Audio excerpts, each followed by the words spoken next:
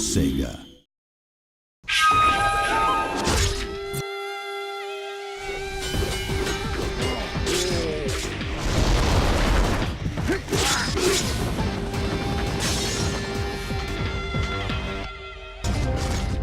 Shinobi is very fundamentally a side-scrolling action game. Even from the very original incarnation in the arcade, we wanted to preserve the core combat elements that made the first game so popular. So the strong melee combat system up close, and then the ranged throwing stars, or in our case throwing knives, to balance out sort of that melee combat. I think if you mention Shinobi to anyone on the street, like, have you played this game? Did you own a Genesis? Like, most would say yes.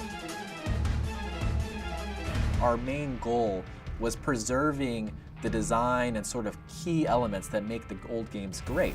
And that's fundamentally the great and tight combat systems, the interesting locations that you go to, the very cool enemies that you come across, and also that feeling of being just a badass ninja. We want you to be cool, we want you to feel awesome when you're playing this game.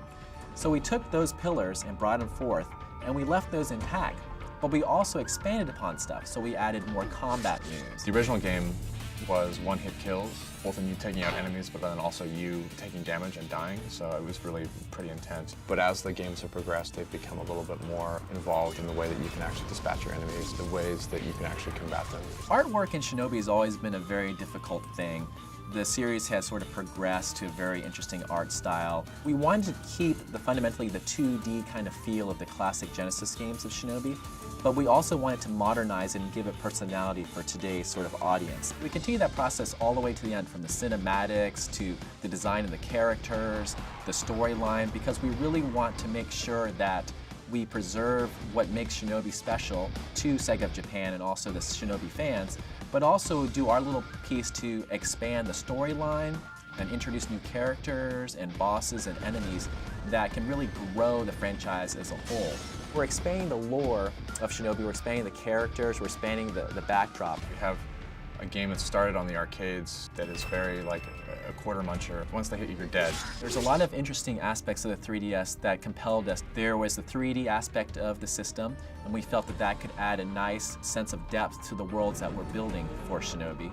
And then you have the touch controls, you have the gyroscope, and being able to add those new gameplay mechanics into the classic sort of action in Shinobi was another compelling feature. This game is Shinobi. I mean, we had a really passionate development team.